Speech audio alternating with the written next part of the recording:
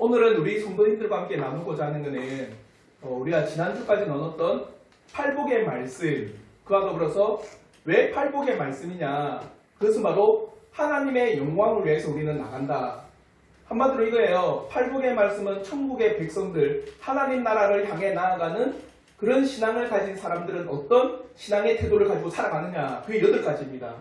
그러면 단순히 그래, 나는 하나님 나라를 위해서 살아가는 존재야, 천국을 향해 나아가는 그런 백성이야, 단순히 우리가 천국에 들어가기 위한 상태가 아니라는 겁니다. 그래서 우리가 지난주에 나눴던 게 뭡니까? 이렇게 천국을 향해 나아가는 백성들의 궁극적인 목적은 뭐냐? 하나님의 영광이라는 거예요. 내 삶을 통해서 하나님을 영화롭게 하겠다. 그러려면 심령의 상태가 어떠냐? 내 삶의 모습이 어떠냐 할 때 팔복이라는 겁니다. 그러면서 우리가 또 기억해야 되는 게 뭐냐? 하나님의 영광을 위해서 그런 심령의 상태를 가질 뿐만 아니라, 그러면 하나님의 영광을 위한 삶의 기준은 뭐냐? 그잖아요. 아무런 삶의 기준 없이 우리가 하나님의 영광을 돌려드리지 않습니다. 그러려면 하나님의 영광을 위한 삶의 그 기준이 바로 오늘부터 진행되어지는 율법의 말씀이라는 것을 우리가 꼭 기억하길 바랍니다. 또 기억해야 되는 게 뭐냐? 우리가 올해 계속 나누는 거는 예수 그리스도께서 어떤 공생의 사역을 하셨는가를 우리가 나누고 있습니다. 그래서 여러분 그 유인물에 보시면 첫 페이지에 예수님께서 1년 동안 하신 사역을 쭉 이야기해 놨어요.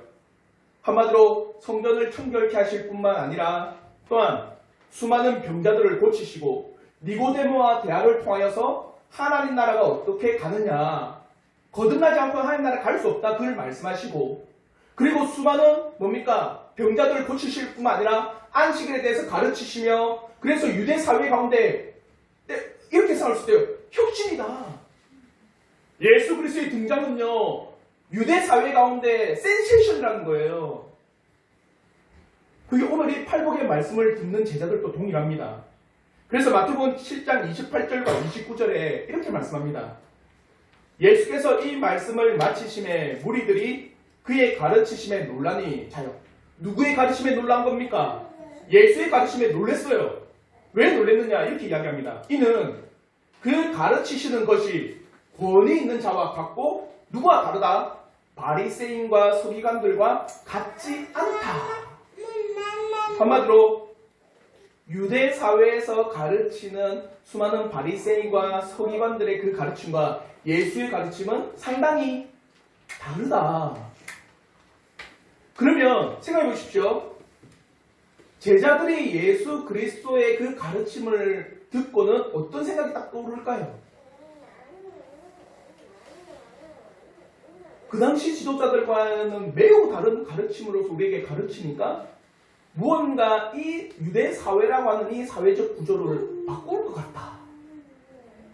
그게 제자들에게는 끊임없이 박힙니다.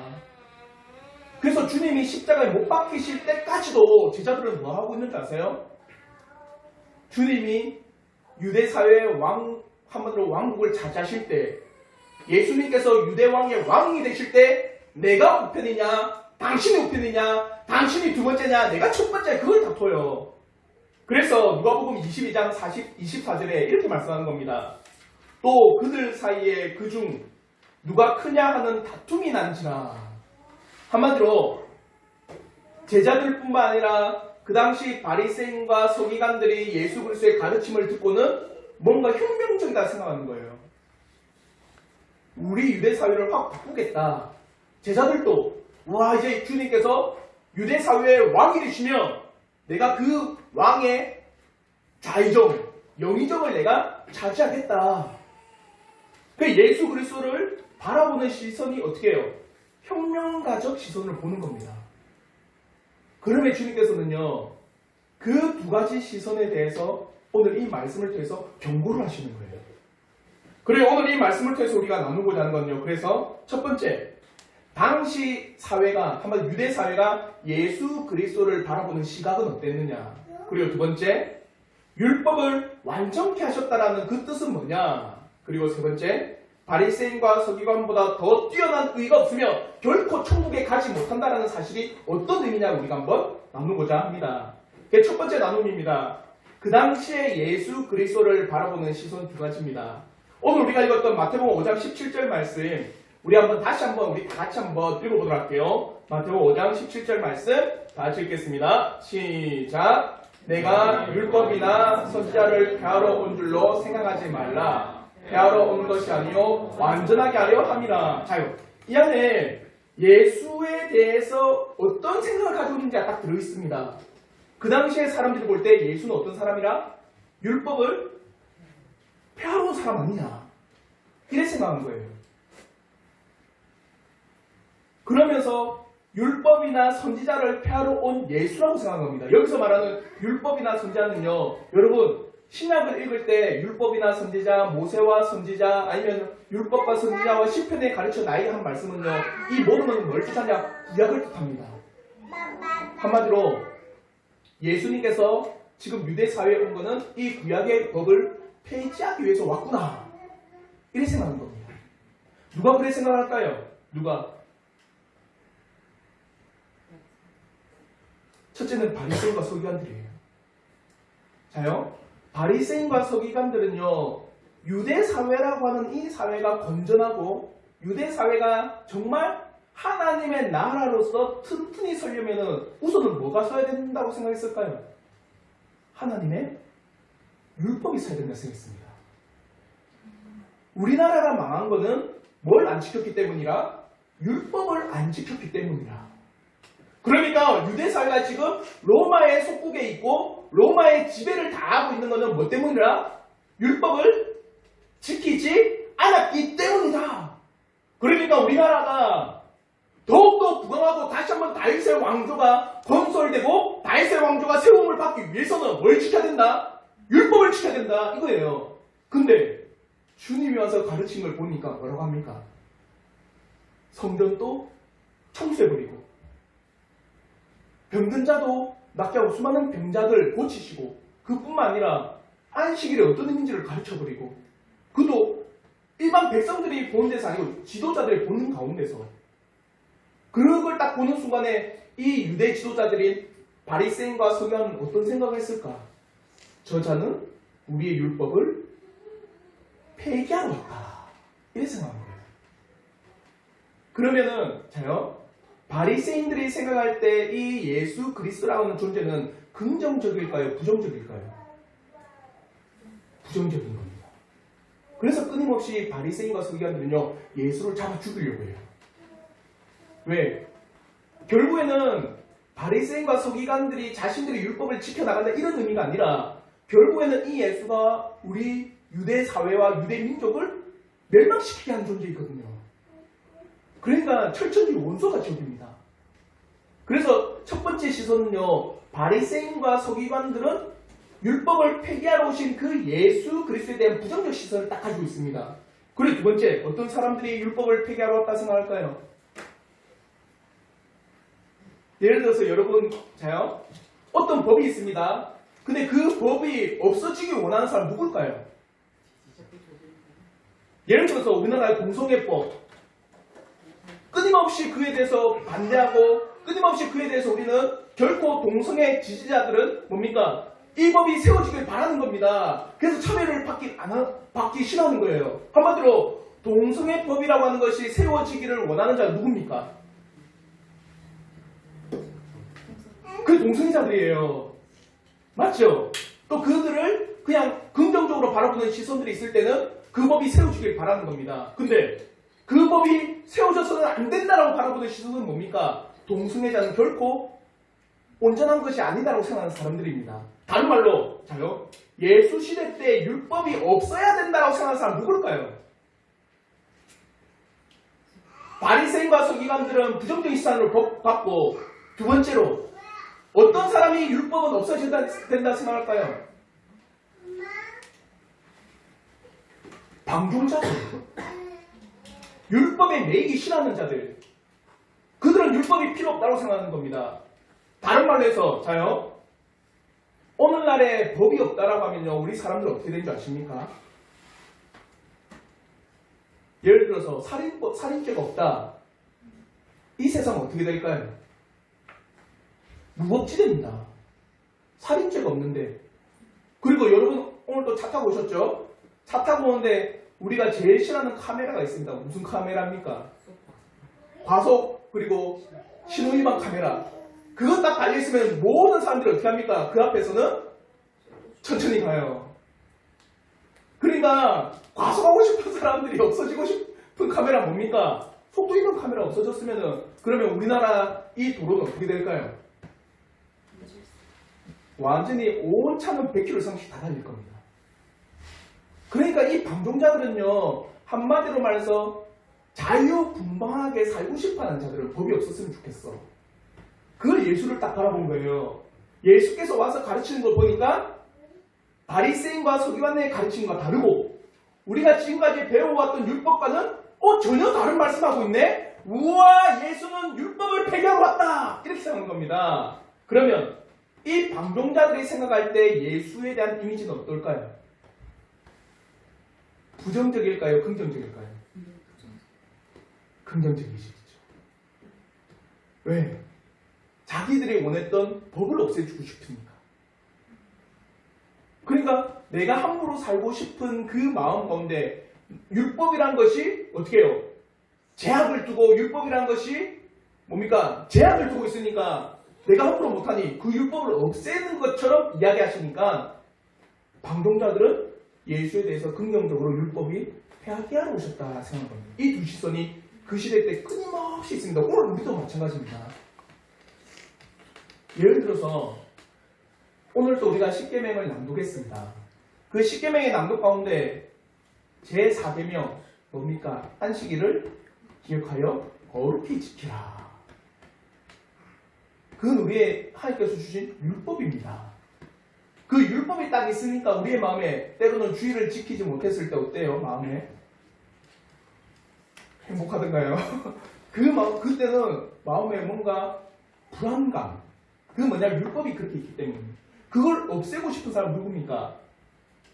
주일날 내 마음대로 하고 싶은 사람. 이 두 가지는 끊임없이 있어요. 그 당시에 예수를 바라보는 시선이 그 두 가지가 있었습니다. 율법을 폐기하러 온 줄로 생각하느냐. 그 가운데는 바리새인과 서기관처럼 율법을 없애는 부정적인 시선.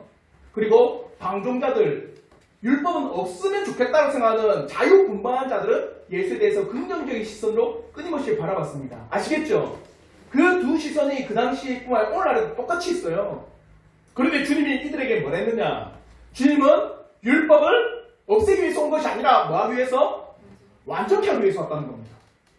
그래서 오늘 읽었던 17절 후반절에 이렇게 이야기하는 겁니다. 내가 율법이나 선지자를 폐하러 온 줄로 생각하지 말라. 폐하러 온 것이 아니요 어떻게 해요? 완전하게 하려 함이라. 이 말씀에서 여러분이 주의해야 되는 게 있습니다.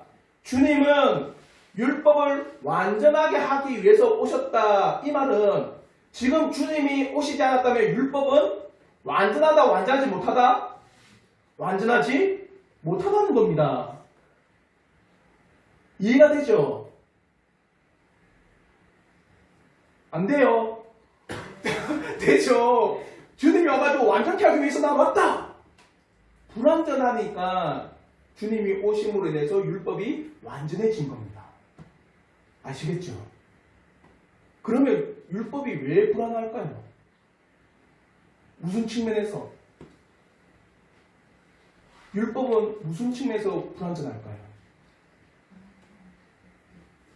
첫째는요, 바리새인들이 오해했던 게 이겁니다. 자신들의 나라가 부강하게 되고 우리가 하나님의 선민으로서 설 수 있는 건 뭘 지켜야 된다? 율법을 지켜야 된다. 율법을 지키면 나는 하나님의 백성으로서 든든히 설 수 있다라고 오해한 겁니다. 그런 측면에서 율법은요, 결코 우리를요, 하나님의 백성으로 만들지 않습니다. 그래서 불완전하다는 거예요. 한마디로 이거예요. 율법은 구원을 이룸에 있어서 불완전합니다. 그래서 로마서 2장 13절에는요, 이렇게 말씀합니다. 로마서 2장 13절의 말씀에 하나님 앞에서는 율법을 듣는 자가 의인이 아니요 오직 율법을 행하는 자야라야 의롭다 하심을 얻느니라. 자요, 이걸 정말 여러분 주의 깊게 들으셔야 돼요. 로마서를 통해서 바울 사도가 우리에게 말하는 바는 뭐냐? 율법을 듣는 자가 의인이 아니라는 겁니다. 어떤 사람이 하나님 앞에 의인이냐? 율법을 듣는 자가 아니라 행하고 따르고 실천하는 자다. 그게 의인이라는 겁니다. 다른 말로 해서 자요, 율법을 온전히 다 지키면 그 사람은 악인일까요? 의인일까요?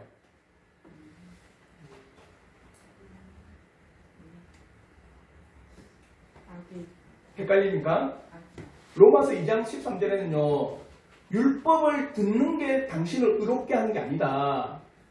율법을 듣고 행할 때 여러분을 어떻게 한다? 의인, 죄가 없다, 하나님의 백성으로 삼아 준다라고 이야기합니다. 그러면 다른 말로 해서 율법을 온전히 다 지키면 그 사람은 죄인이 아니라 의인이라는 거예요. 이해가 되시죠? 그럼 여기서 의문이 있습니다. 그래? 율법을 다 지키면 하나님 앞에서 우리가 의롭다 여김을 받을 수 있는데 나는 율법을 다 지킬 수 있느냐를 물어봐야 돼요. 그러니까 바울사도는 이거에 다 염두에 둔 겁니다. 너희가 의인이 되고 싶으냐? 유대 백성 너희들이 하나님 앞에 거룩한 백성으로 서고 싶으냐? 율법 다 지켜라! 이겁니다. 그래서 뒤에 3장 20절에 뭐라는 줄 아세요? 이렇게 이야기합니다. 로마서 3장 20절에 그러므로 율법의 행위로 그의 앞에서 의롭다 하심을 얻을 육체가 없나니 율법으로는 죄를 깨닫느니라. 이해가 되죠? 자요, 바울사도는 율법을 다 지킨 자는 의롭다. 율법을 하나도 안 어기니까 그 사람은 의로운 겁니다. 예를 들어서 여러분에게 우리나라 헌법이 있잖아요. 맞죠? 그 헌법을 다 지키는 사람에게 감옥 가라 합니까? 감옥 안 갑니다. 그 사람은 범법자가 아니고 의롭고 시민으로서의 역할을 다 한 겁니다. 맞죠? 하나님 앞에 율법을 다 지키면 의로운 건 맞습니다. 근데 바울사도가 낸 결론은 뭐냐? 사람은 율법을 다 지킬 수 없다라는 겁니다.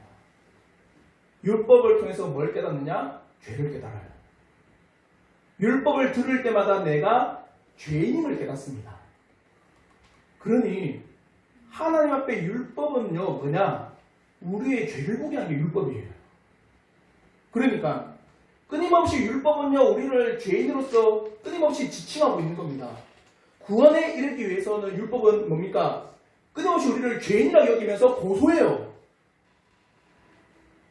그러니 불완전한 겁니다. 그러나 이 율법을 통하여서 할 수 없는 것을 하신 분이 있어요. 누굴까요? 예수께서 하셨어요. 그래서 구약의 율법을 통해서 죄인된 우리 자신을 보게 되고, 그로 말미암아 죄인된 우리가 누구에게 나아가도록 만드는 겁니까? 예수께 나가게 만드는 겁니다. 그게 율법이에요.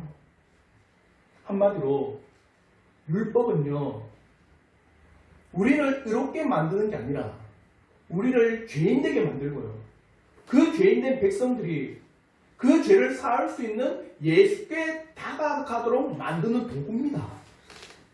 아시겠죠? 그러니까 예수가 안 왔으면 이 율법은 불완전한 겁니다. 예수님께서 오셔서 구원에 대해서 완전히 이루신 거예요. 그걸 말하고 있는 겁니다. 그러니까 바리새인들이 생각할 때는 율법을 지키면 다 이렇게 되고 우리나라가 완전히 설 거라 생각했고, 예수는 그 율법을 폐기해온 자가 아니라 그렇게 만들어 주신 자예요. 하나님 앞에 율법을 우리는 지키지 못하지만 지키신 예수 그리스도를 믿음으로 우리가 의롭다라고 여김을 받게 만들어 준 겁니다. 예수 그리스도께서 오셨기 때문에 율법은요, 이제 필요 없고 폐지된 게 아닙니다. 율법을 통해서 우리는 예수 그리스도를 발견합니다. 율법을 통해서 우리는요, 죄를 깨닫고 예수가 나의 죄를 사하셨음을 보게 하는 거예요. 그래서 로마서 4장 15절에는요, 이렇게 말씀합니다. 율법은 진노를 이루게 하나니 율법이 없는 곳에는 범법도 없느니라. 그러므로 율법은요, 우리를 예수 그리스도께로 인도하는 하나님의 은혜의 길입니다. 율법이 없으면 우리는 죄인됨을 몰라요. 율법이 있기 때문에 내가 죄인됨을 깨닫고 그 죄인됨을 가지고 누구를 바라본다? 예수를 바라보는 겁니다. 그게 율법이에요. 그러니 바리새인들 율법을 폐지하러 온 것이라 생각은 착각입니다. 율법을 완전히 하셨어요. 그리고 두 번째, 율법의 참된 뜻을 가르쳐 주심으로 해서 완전케 하신 겁니다. 바리새인들은 단순히 율법을 지키면 된다고 생각했지만 주님은 그게 아닙니다. 왜 지켜야 되는지를 물어보시는 거예요. 예를 들어서 자 오늘날 여러분 예배 드리는 게 답니까? 여러분 그 예배 드림의 앞에 하나를 붙여야 돼요. 왜 예배 드리느냐? 여러분이 기도하고 찬송하며 또 헌상을 하는 그게 전부 다가 아니에요. 왜 나는 그렇게 찬송하며 왜 기도하며 왜 헌상하며 나의 이 모든 신앙의 의무는 왜 이것을 해가느냐를 끊임없이 물어보셔야 돼요. 바리새인들과 서기관들은요 단순히 지키는 걸로 그쳤습니다. 근데 주님은 뭡니까? 지키는 것뿐만 아니라 어떻게? 너의 마음과 중심에서 왜 그것을 지키는지를 깨닫게 해주셨어요. 그래서 그 중심이 빠진 바리새인들의 율법을 행함을 어떻게 해요? 중심을 갖다 넣으신 거예요. 빠진 것을 채우셨죠. 맞죠? 그래서 완전케 하신 겁니다. 사랑하는 성도 여러분, 결코 우리 주님은요 율법을 폐하러 오신 게 아닙니다. 이제는 여러분이 행하는 그 모든 율법을 완전하게 하셨어요. 텅 빈 그 마음에 예수 그리스도에 대한 하나님의 놀라우신 영광이라는 것을 집어넣으신 거예요.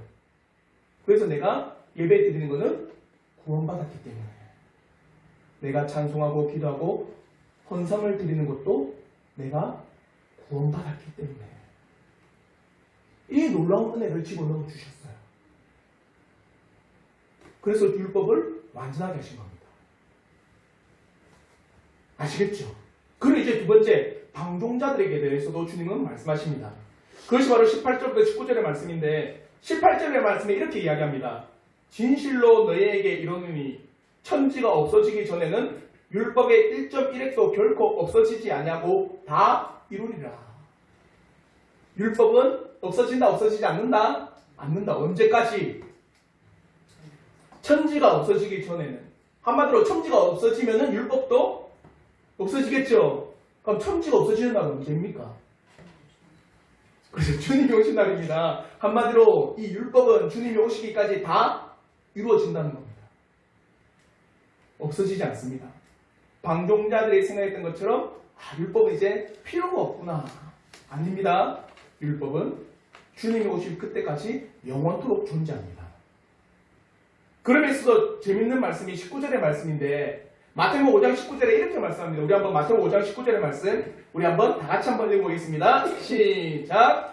그러므로 누구든지 이 계명 중 지극히 작은 것 하나라도 버리고 또 그같이 사람을 가르치는 자는 천국에서 지극히 작다 일컬음을 받을 것이요 누구든지 이를 행하며 가르치는 자는 천국에서 크다 일컬음을 받으리라. 그리고 주님이 경고하신 게 있어요. 뭐냐? 모든 율법을 가볍게 여기지 말라는 겁니다. 율법의 1.1획도 다 없어지지 않고 다 이루어진다고 한다면 너희들은 그 율법을 경중을 따져서는 안 된다는 겁니다. 어떤 것은 가볍게 여기고 어떤 것은 뭡니까? 중하게 여겨서 그것은 지키고 그것은 빼지 말라는 겁니다. 그렇게 가르치는 자는 천국에서 작다라고 할 거라는 거예요. 여기서 재밌는 말씀이 뭐냐? 두 번째 경고가 그겁니다. 율법을 이것 빼고 저것 빼고 그리고 이건 가르치고 저건 안 가르치고 이것은 중하고 저것은 중하지 않고 그래서 자신의 의견에 따라 율법의 그 무게를 재는 그 사람은 천국에 들어가지 못한다는 겁니다. 무서운 말씀이죠. 그러면 우리는 이렇게 질문할 수 있습니다. 그러면 목사님, 하나님 나라에 들어가는 것은 율법을 지키고 가르치는 자가 들어가는 겁니까? 율법의 1.1획도 없어지지 아니하는데 지극히 작은 것 하나라도 버리면 천국에 들어가지 못한다고 하는 것은 내가 율법을 그럼 다 지켜야 천국에 들어간다는 그 말이잖아요. 맞죠? 그 말이 아니에요. 뭐냐? 이거는 주님께서는요 정말 거듭난 자에 대한 그 중심을 말씀하신 거예요. 잘 봐요. 우리는 팔복의 말씀을 통해서 하나님의 백성의 하나님 나라를 향해 나가는 신앙의 자태는 팔복의 말씀이다. 그로 말미암아 나는 하나님의 영광을 위한 삶을 살아간다. 그러면서 내가 하나님의 영광을 위해서 어떻게 살아가느냐? 하나님의 법대로 내가 살아가겠다. 그렇게 하나님의 영광을 위해서 살아가는 자가 하나님께서 말씀하신 그 작은 것을 어길까요? 아니면 그 작은 것이라 해서 쉽게 생각하고 가볍게 여길까요? 결코 그렇지 않다는 겁니다. 다른 말로 해서 하나님을 향해 나아가는 자가 어떤 율법은 크고 어떤 율법은 작고 이것은 내가 지킬 만한 것이고 이건 내가 지키지 못할 것이라고 경중을 따지는 것은 하나님 앞에 거듭난 자다 거듭나지 않는 자다 거듭나지 않는 자라는 겁니다. 그걸 이 안에 새겨 놓으신 거예요. 다른 말로 해서 자요.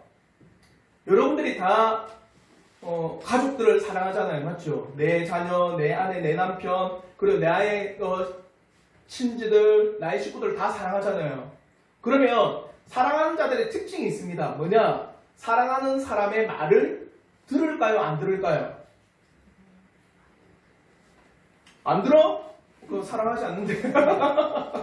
사랑하는 자는요, 사랑하는 사람의 말에 귀를 기울입니다. 그 사람이 어떤 작은 말을 했든. 그래서, 이 사람이 이걸 싫어하는구나. 이 사람이 이걸 좋아하는구나.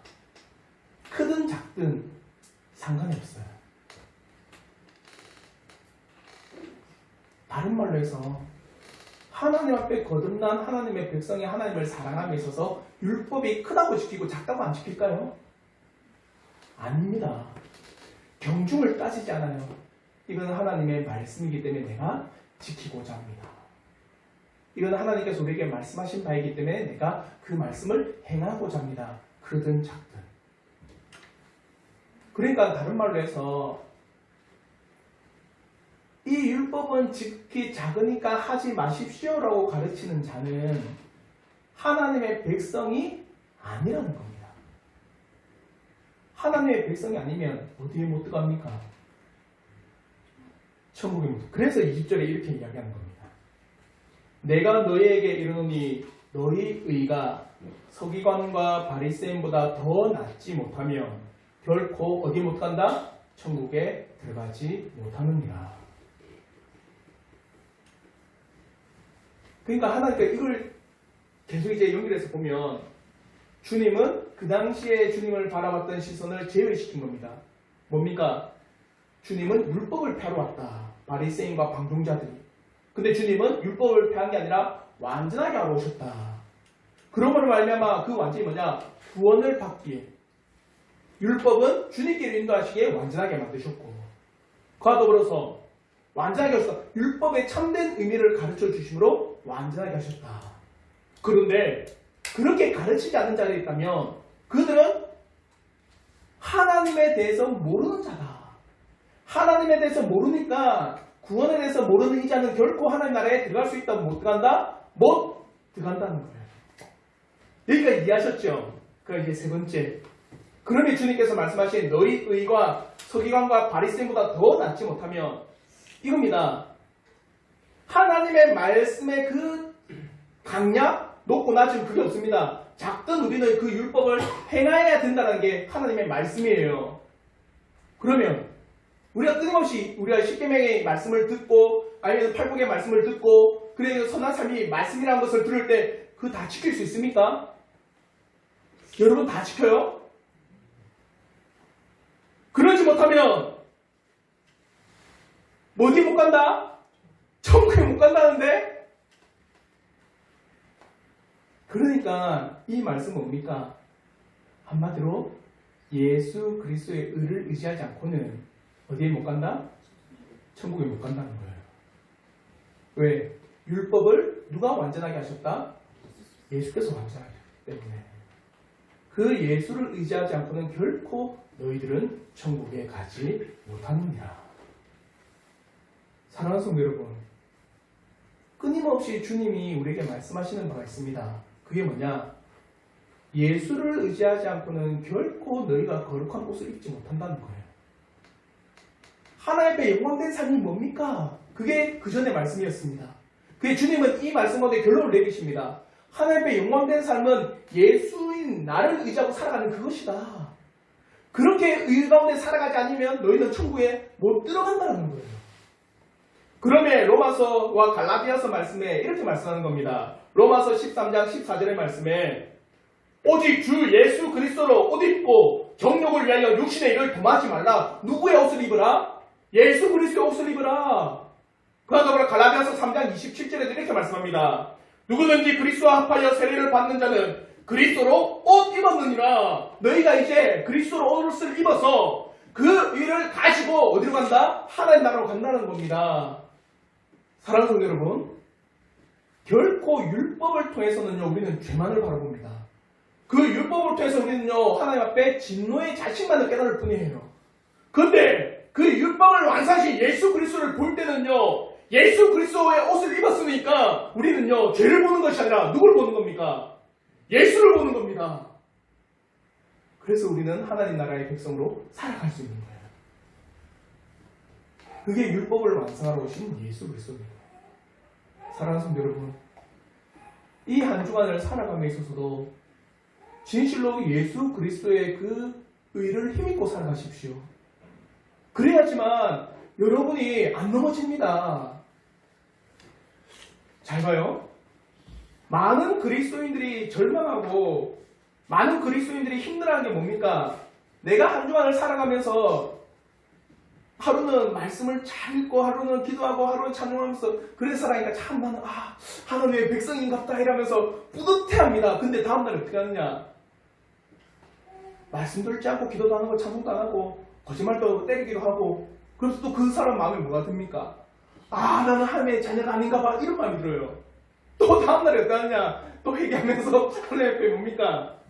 찬송도 하고 기도도 하고 말씀 읽으니까 나 하나님의 백성 이게 누구한테 달린 겁니까? 자신에게 달려버린 거예요. 하나님의 백성이냐 아니냐가. 그러니까 위험하다라는 겁니다. 주님이 그걸 말씀하시는 거예요.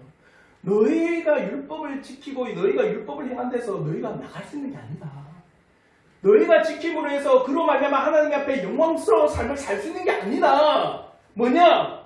그 율법을 다 완전케 하신 예수 그리스도의 나를 의지하지 않고는 너희는 결코 하나님을 영화롭게 할 수 없다는 겁니다.